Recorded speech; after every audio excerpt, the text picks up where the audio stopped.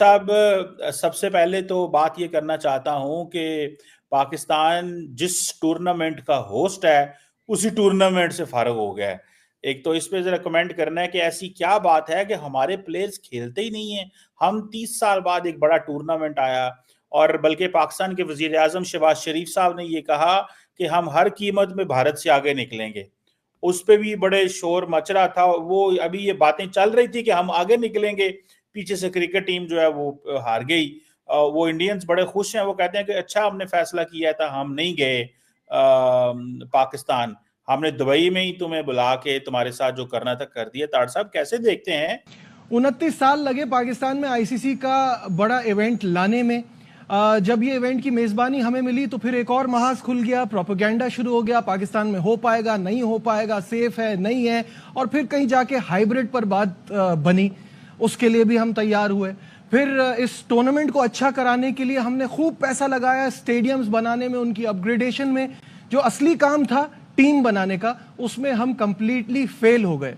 कसूर इन खिलाड़ियों का नहीं है, कसूर हमारा है कि 3 T20 world cup, 1 50 over world cup और अब चैंपियंस ट्रॉफी। फिर भी ये कौम बेवकूफ़ी कहूंगा कि इनसे उम्मीद लगा रही है, सोच रही है कि ये जो हाइब्रिड मॉडल हमें हिंदुस्तान की वजह से करना पड़ा, वहां जाके उनको हराएंगे, एक अपना मैसेज देंगे। उसमें भी हम नाकाम हुए।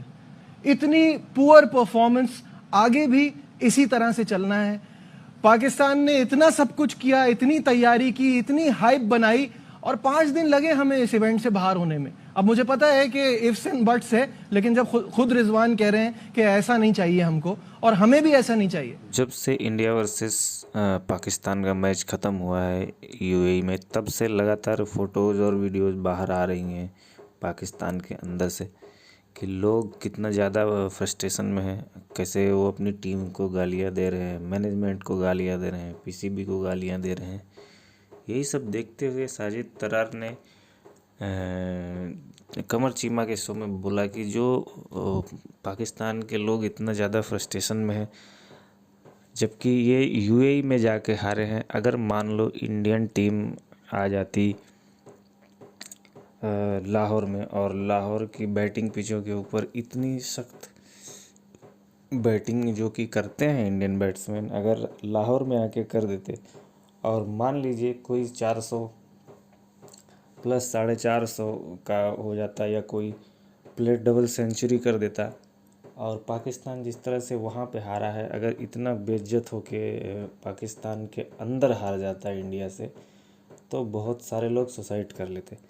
तो इसमें बात तो वो ठीक ही कह रहे हैं, क्योंकि जिस तरह से लोग टीवियाँ तोड़ रहे हैं, रो रहे हैं, चिल्ला रहे हैं, वो देखते हुए ये पॉसिबिलिटी ये भी लगती है।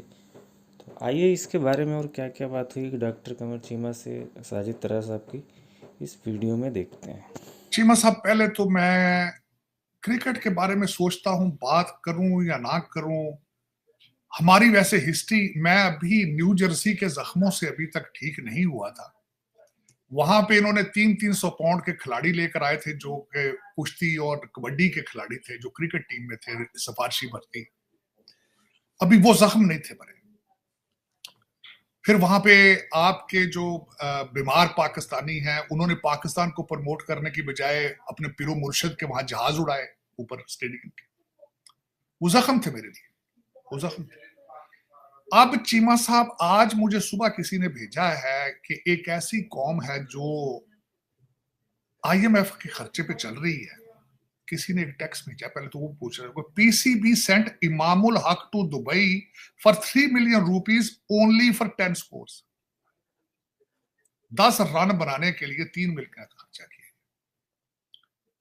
चीमा साहब, अगर ये मेहरबानी फरमाए, क्योंकि पाकिस्तानी बहुत ज्यादा हाई ब्लड प्रेशर के मरीज हैं, हार्ट के मरीज हैं, उन पे रहम फरमाए और क्रिकेट टीम को बंद कर, ये मेहरबानी।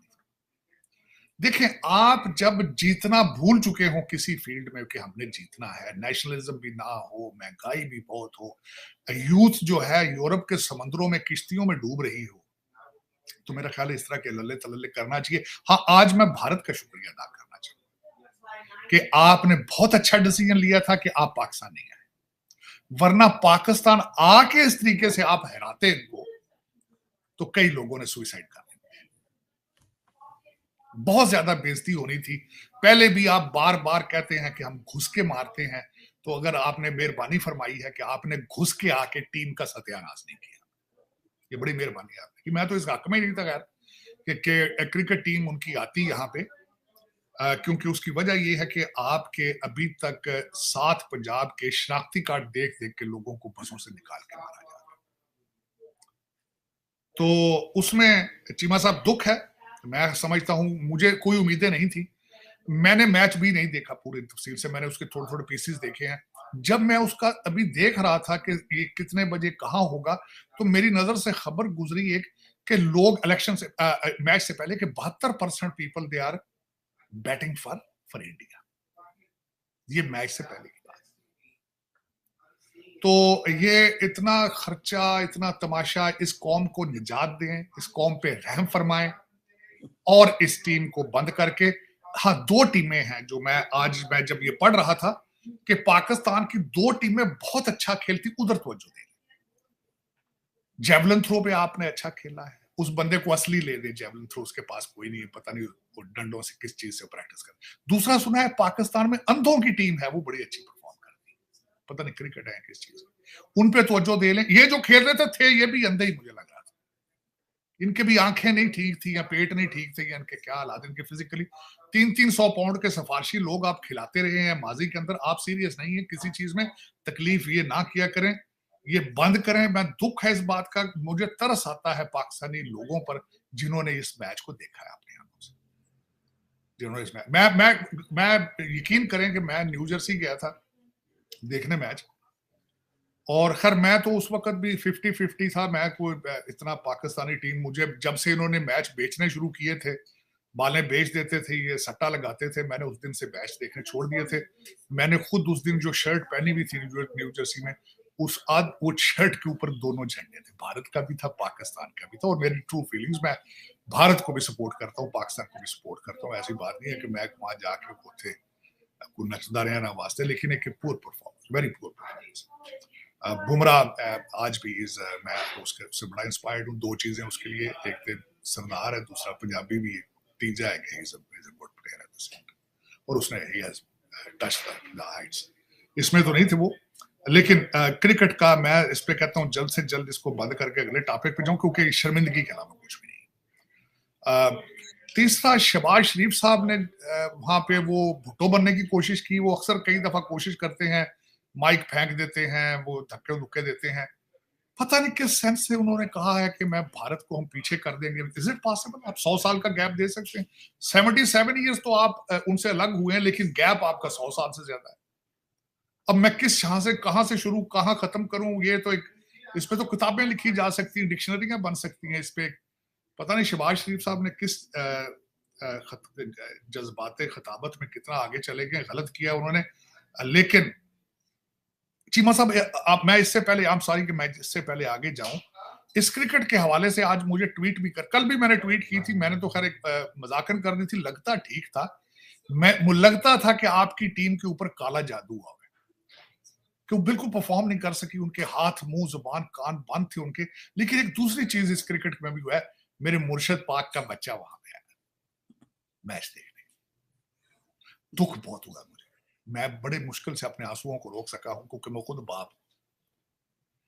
जब आपकी औलाद कोई और पाले, आप उनको ना उनको जेब खर्च देने के काबिल हो, ना आप उनको गाइड करने के काबिल हो, जादूगरनियां आपको कहें कि आपने अपने पीरियड में 4 साल जाना भी नहीं है, बच्चों से मिलना नहीं है, आपकी हुकूमत खत्म हो जाएगी, लेकिन बच्चा दुबई आ जाए दोस्तों के साथ पार्टी करने, क्रिकेट मैच देखने, जेल में ना आए, तो बहुत दुख है। मैं आंसू बड़ी मुश्किल से रोके मैंने।